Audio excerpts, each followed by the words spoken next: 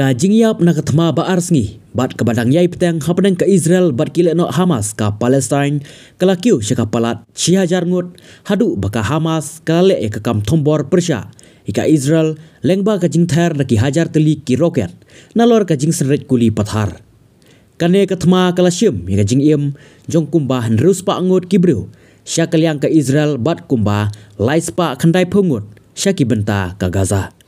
Kane kejingnya snam ke Bashir Khaitam harin bun phau teli ki snam la sakhi ya ka Hamas kebala penlong ke jing ther ki hajar teli ki roket nalor ke jing thombor napo rengkau bat duriau kebala syim ya ka jing im jong kumba henrius pa ngut kinong Israel bat ka jing mensau ya palat 6,000 ngut ki wepat katbana keliang ki bor sarkar ka Gaza kilaong baka jing terbom kebana sun daki sipai Israel kelawan ra ka jing yap jong kumba saus pa ngut bat penmensau ya palat khat news pa ngut ki wepat ki nong Israel kila kendet nabathya ha ka step sngi sajan kabadai ka sngi shuti ban sakhi ya ka jing sawa jong ki siren bat ka jing ter roket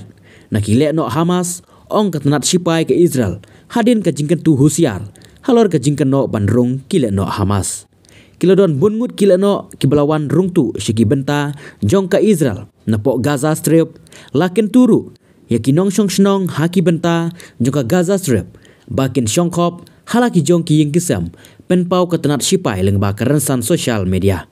ki sipai Israel kila penmi ya kajing maham lengba kajing penriu ya ki siren habaro ki benta syati bat ki benta ha pedeng jong kari kebalane hadu palat syikenta kata ra kabaken tuwi ki pajba bakin syongri hapok ki jaka banyada naki bom